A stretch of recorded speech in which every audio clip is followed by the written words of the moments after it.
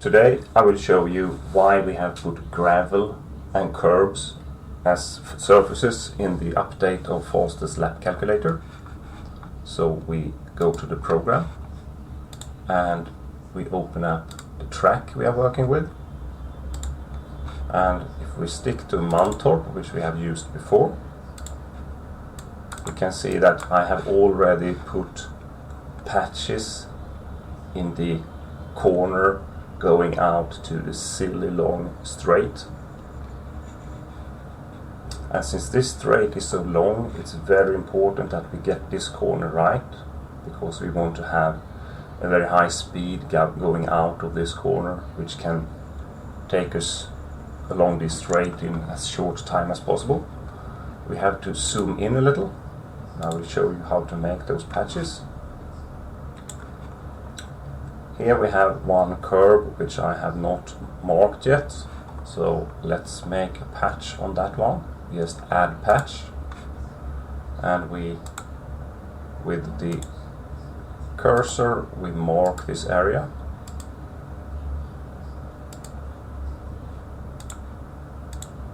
And just as when we make the race line, the last one we don't mark. When we are in the second last one, we just press calculate, close.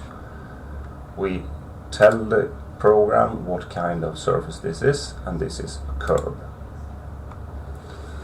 And now I will show you why this is practical when we make the simulation. So we save this track, close it, and we open the calculation. And if we zoom in a little bit, we can now start working with this corner.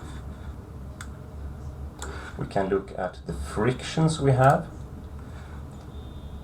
and you can see that the gravel, which is marked in this area, has 0.2 in friction, and that means that if I try to put the race line in the gravel, the time will go up, and if I then select the best race line, it will jump back and come into the track again. For the curbs, I have 0.7, which is some kind of intermediate friction, and if you watch races on television where the professionals are going, you can see that sometimes they cross the curb and sometimes they don't, and generally they don't cross the curb mid-corner where they utilize maximum of friction, because it's just not friction enough on the curb. But sometimes it's actually faster to take a shorter line crossing the curb, suffering a little bit in friction, but taking a straighter line. And it's hard to distinguish which is which, but Foster's Lap Calculator can help you. You can try crossing the curb with the program and see if it's faster, but you have to have a good sense of the friction on the curb in comparison with the friction on the tarmac.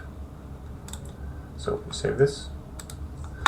And now we can see what happens if I change the race line using the right mouse cursor or mouse button.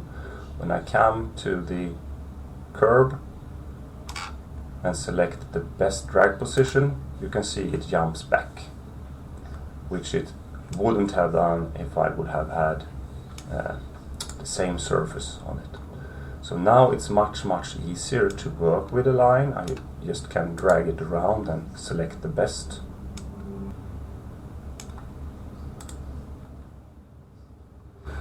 And now you can see we're down at 89.94 as compared with the 19.13 we started with.